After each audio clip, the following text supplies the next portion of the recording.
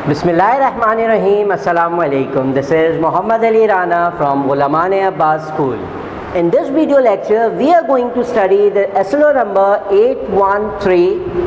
इस SLO में हमें क्या करना है, हमें ये बताना है कि जब भी हम किसी ट्राइंगल के अंदर ये चार चीज़ें कंस्ट्रक्ट करते हैं तो कंस्ट्रक्ट करने के बाद ये देखेंगे कि दे आर कॉन्करेंट।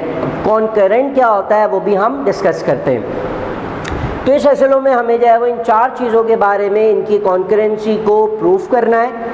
कॉन्करेंट का मतलब क्या होता है? फॉर एग्जाम्पल, इफ़ टू और more than two lines are parallel और they do not intersect with each other, उन लाइन्स को हम पैरेलल कहते हैं। सिमिलरली, अगर दो लाइन्स एक दूसरे को मीट करती हैं एक पॉइंट पे, they are called intersecting lines. एक पॉइंट पे मीट करे कोई लाइंस, उसको इंटरसेक्टिंग लाइंस कहते हैं। इसी तरह से अगर कोई तीन या तीन से ज़्यादा लाइंस एक ही पॉइंट से पास हो रही हो तो ऐसी लाइंस को क्या कहते हैं? Concurrent lines. For example, these three lines, this is L1, L2 and L3। ये तीन लाइंस हैं जो कि एक ही पॉइंट से पास हो रही हैं, इसलिए इन लाइंस को हम कॉन्करेंट लाइंस कहते हैं। Concurrent lines. तो कॉन्करेंट लाइन हमें समझ आ गया। अब देखते हैं SLO को कि हमें इसमें क्या करके दिखाना है। हमें ये बताना है कि जब भी हम किसी ट्राइंगल के अंदर तीन एंगल बाइसेक्टर ड्रॉ करें तो तीनों एंगल बाइसेक्टर्स आपस में कॉन्करेंट होंगे, और एल्टीट्यूड ड्रॉ करें, परपेंडिकुलर बाइसेक्टर ड्रॉ करें या मीडियंस ड्रॉ करें, ये तमाम जो है वो जब भी हम किसी ट्राइंगल के अंदर कंस्ट्रक्ट करते हैं तो they are concurrent. It's mean कि वो एक ही पॉइंट से पास होंगे। अच्छा, तो सबसे पहले हम जो है वो बात कर लेते हैं एंगल बाइसेक्टर की। एंगल बाइसेक्टर, एंगल बाइसेक्टर की कंस्ट्रक्शन हम पहले ही करना सीख चुके हैं, तो हम यहाँ पर दोबारा से जो है वो कंस्ट्रक्शन करना नहीं सीखेंगे। इसमें सिर्फ हम ये एक्सप्लेन करने जाएंगे कि these lines are concurrent. For example, ये हमारे पास एक ट्राइंगल मौजूद है, ट्राइंगल X Y Z। हमने कंस्ट्रक्शन में सीखा था कि हमने जिस पॉइंट पर भी एंगल बाइसेक्टर कंस्ट्रक्ट करना है उस पॉइंट पे कंपास रखकर हम एक आर्क लगाएंगे, जिससे हमारे पास ये दो पॉइंट्स आ जाएंगे। इन दो पॉइंट को यूज़ करके दो आर्क्स और लगाएंगे तो हमारे पास ये पॉइंट आ जाएगा, और जब हम इसको एक्सटेंड करेंगे तो ये हमारे पास एक एंगल बाइसेक्टर आ गया। इसी तरह से ये सारी कंस्ट्रक्शन हमने प्रीवियस लेक्चर, वीडियो लेक्चर के अंदर कवर कर चुके हैं हम। इसी तरह से हम इस पॉइंट को लेके एंगल बाइसेक्टर ड्रॉ करें तो हमने कंपास की मदद से ये आर्क लगा दी, और फिर इन दो पॉइंट्स को यूज़ करके दो आर्क्स और इस तरह से लगा दी, तो ये मेरे पास एंगल बाइसेक्ट हो गया, दूसरा एंगल बाइसेक्टर। इसी तरह से जब हम सेम काम पॉइंट Y को यूज़ करके करेंगे तो हमने एक आर्क क्यों लगा दी, तो हमारे पास ये दो पॉइंट्स आ गए। इन दो पॉइंट्स को यूज़ करके दो और आर्क्स हमने इस तरह से लगाई, और जब हम इसको ज्वाइन करेंगे तो हम ये देखेंगे कि तीसरा एंगल बाइसेक्टर भी उसी पॉइंट से पास हो रहा है जहाँ से बाकी के दो एंगल बाइसेक्टर्स पास हो रहे थे। तो ये सारा काम हमें कंस्ट्रक्शन करके करना है, जो कि हम प्रीवियस वीडियो लेक्चर्स के अंदर कर चुके थे, इसीलिए हम उस कंस्ट्रक्शन वाले पार्ट को यहाँ रिपीट नहीं कर रहे। तो ये जो पॉइंट है, this point is known as point of concurrency, and point of concurrency means वो पॉइंट जहाँ तीन या तीन से ज़्यादा लाइंस आपस में मीट करती हैं उस पॉइंट को पॉइंट ऑफ कॉन्करेंसी कहते हैं। और ऐसा पॉइंट जहाँ किसी भी ट्राइंगल के ये तीन एंगल बाइसेक्टर्स मीट करते हैं उस पॉइंट को इन सेंटर कहते हैं। The point of concurrency of the angle bisector is known as in center। अब आ जाते हैं सेकेंड पार्ट के ऊपर, दैट इज एल्टीट्यूड। जब हम एल्टीट्यूड कंस्ट्रक्ट करते हैं तो एल्टीट्यूड भी जो है वो किसी भी ट्राइंगल के अंदर तीन ड्रॉ हो सकते हैं, और वो तीनों एल्टीट्यूड्स भी आपस में कॉन्करेंट होते हैं। तो हम उसको रिकॉल कर लेते हैं। सेकेंड हमारे पास है एल्टीट्यूड। एल्टीट्यूड ड्रॉ किस तरह किए थे हमने? फॉर एग्जांपल हमारे पास एक ट्राइंगल गिवन है ABC और इस ट्राइंगल पे एल्टीट्यूड हमने किस तरह से ड्रॉ किया था कि हमने पॉइंट A सपोज कर लिया और कंपास हमने सामने वाली साइड से थोड़ा सा ज़्यादा ओपन करके इस तरह से एक आर्क लगाई जो कि इस पॉइंट को, इस लाइन को इन दो पॉइंट्स के ऊपर कट कर रही है। अगेन इन दो पॉइंट्स को यूज़ करके हमने इस तरह से दो और आर्क्स लगाई और इसको इस तरह से ज्वाइन कर दिया तो हमारे पास ये एक एल्टीट्यूड कंस्ट्रक्ट हो गया। इसी तरह से इस ट्राइंगल के बाकी दो एल्टीट्यूड्स भी अगर हम ड्रॉ करें तो इस पॉइंट से अगर हम ड्रॉ करेंगे तो सामने वाली साइड से थोड़ा सा ज़्यादा हमने इस तरह से दो पॉइंट्स मार्क किए।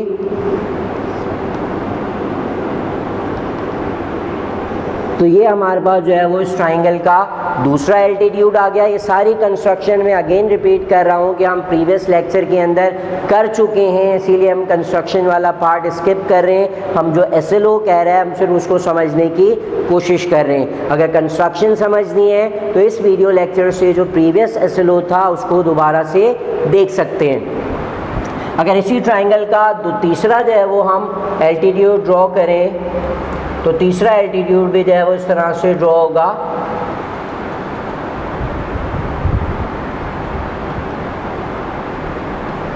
तो ये हमारे पास तीसरा एल्टीट्यूड ड्रॉ हो गया और हम देखें तो जब हम तीनों एल्टीट्यूड ड्रॉ कर लेंगे तो तीनों एल्टीट्यूड जो है वो एक पॉइंट पे मीट कर रहे होंगे और इस पॉइंट को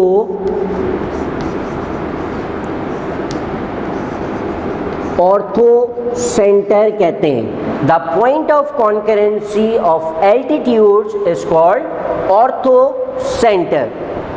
ओके, तो अब आ जाते हैं हम अपने थर्ड पार्ट की तरफ SLO के, जिसमें हमें परपेंडिकुलर बाइसेक्टर की कॉन्करेंसी को प्रूफ करना है। परपेंडिकुलर बाइसेक्टर, परपेंडिकुलर बाइसेक्टर क्या होते हैं ये हमने इंट्रोडक्शन में सीख लिया है। परपेंडिकुलर बाइसेक्टर किस तरह से हम कंस्ट्रक्ट करते हैं वो भी हमने इससे प्रीवियस SLO या प्रीवियस लेक्चर के अंदर सीख लिया था। यहाँ हम उसकी कॉन्करेंसी की बात करने लगे। फॉर एग्जांपल हमारे पास ये ट्राइंगल था, इस ट्राइंगल का नाम let suppose XY and Z, ये हमने कंस्ट्रक्ट कर लिया। कंस्ट्रक्ट करने के बाद प्रोसीजर क्या था परपेंडिकुलर बाइसेक्टर ड्रॉ करने का, उसको रिकॉल कर लेते हैं। जो लेंथ है हमारे पास, जो साइड है ट्राइंगल की, उसकी हाफ से ज़्यादा रेडियस लेके हमने एक आर्क ऊपर और एक आर्क नीचे इस तरह से लगा दी। सेम कंपास का रेडियस रखते हुए पॉइंट Z पे रख के हमने इस तरह से दो आर्क और लगा दी। दोनों आर्क आपस में एक पॉइंट पे मीट कर रही होंगी और उन दोनों मीटिंग पॉइंट को जब हम ज्वाइन कर लेंगे तो ये हमारे पास परपेंडिकुलर बाइसेक्टर ड्रॉ हो गया।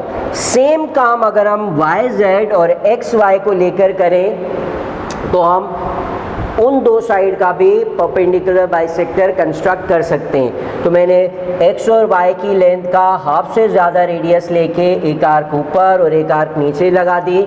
सिमिलरली पॉइंट X पे रख के ऊपर और नीचे दो आर्क्स लगा दी। तो ये दोनों जो है वो आर्क जो है वो मीट कर रही हैं एक पॉइंट पे, तो हम इसको ज्वाइन कर देते हैं। ये हमारे पास आ गया सेकंड परपेंडिकुलर बाइसेक्टर। इसी तरह से YZ का जो हाफ से ज़्यादा रेडियस अगर हम लें तो इन पॉइंट्स को आपस में मिला दें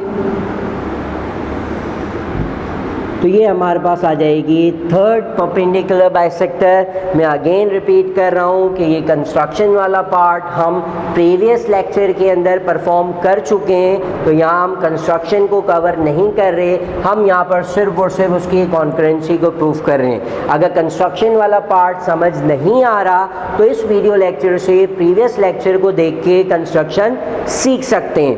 तो हमने देखा कि जो तीनों परपेंडिकुलर बाइसेक्टर्स हैं वो एक इस पॉइंट के ऊपर मीट कर रहे हैं और इस परपेंडिकुलर बाइसेक्टर के मीटिंग पॉइंट या इस पॉइंट ऑफ कॉन्करेंसी को हम सर्कम सेंटर कहते हैं।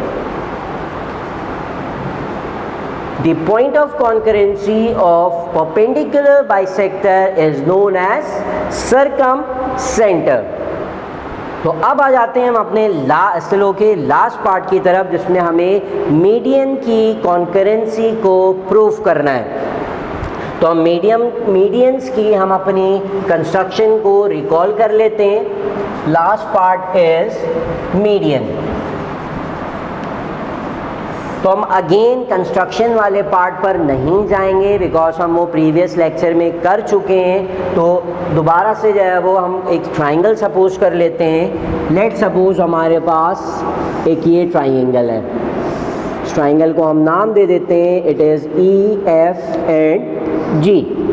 मीडियन जो हमने कंस्ट्रक्ट किए थे उसको बस मेथड को रिकॉल कर लेते हैं कि उसकी कंस्ट्रक्शन बिल्कुल सिमिलर है परपेंडिकुलर बाइसेक्टर के, कि हमने हाफ से ज़्यादा रेडियस लेके एक आर्क ऊपर और एक आर्क नीचे लगानी है।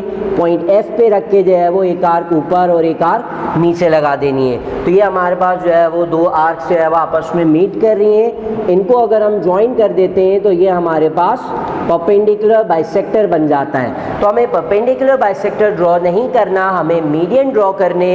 तो मीडियन ड्रॉ करने के लिए हमने सामने वर्टेक्स को इस पॉइंट से मिला दिया, तो ये लाइन हमारे पास, इस लाइन को हम मीडियन कहते हैं। इसी तरह से बाकी दो साइड के साथ भी अगर हम यही काम परफॉर्म करें कि इस साइड के हाफ से ज़्यादा रेडियस लेके मैंने दो आर्क्स ऊपर लगाई और दो आर्क्स नीचे लगाई, तो ये इन दोनों को जब हम मीट करते हैं तो ये हमारे पास मिड पॉइंट आ जाता है। और इस मिड पॉइंट को सामने वर्टेक्स से ज्वाइन कर देंगे तो ये हमारे पास सेकंड मीडियन आ गया।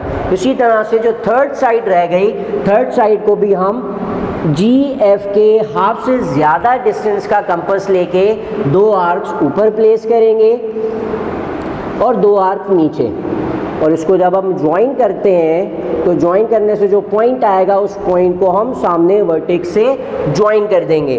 तो हमने ये देखा कि तीनों जो मीडियंस हमने यहाँ ड्रॉ किए हैं, तीनों मीडियंस एक पॉइंट पे मीट कर रहे हैं। और इन मीडियंस का जो पॉइंट ऑफ कॉन्करेंसी है, बिकॉज मीडियंस भी आपस में कॉन्करेंट होते हैं, तो इनका जो पॉइंट ऑफ कॉन्करेंसी है वो सेंट्रोइड कहलाता है। Centroid is the point of concurrency of the medians of the triangle। तो जब हम प्रैक्टिस करने के लिए एक्सरसाइज सॉल्व कर रहे होंगे तो वहाँ डेटा को यूज़ करके हम कंस्ट्रक्शन के स्टेप्स को फॉलो करके पहले कंस्ट्रक्ट करेंगे ट्राइंगल, देन हम इन medians, altitude, perpendicular bisector, angle bisector की कंस्ट्रक्शन को फॉलो करते हुए ये चीज़ें कंस्ट्रक्ट करेंगे। जब हम किसी भी ट्राइंगल में तीनों एंगल बाइसेक्टर ड्रॉ करें या तीनों एल्टीट्यूड ड्रॉ करें या तीनों परपेंडिकुलर बाइसेक्टर या तीनों मीडियंस ड्रॉ करें, जब हम तीनों चीज़ें ड्रॉ कर लेंगे ट्राइंगल में तो हम देखेंगे कि हमेशा ये कॉन्करेंट आएंगे। अगर कॉन्करेंट नहीं आ रहे इट्स मीन हमारी वर्किंग में कोई मिस्टेक है। सो ये था हमारा इस चैप्टर का लास्ट SLO जिसमें हमने कंस्ट्रक्शन के कुछ पार्ट सीखे। Until we meet again, this is Mohammad Ali Rana signing out from this video lecture.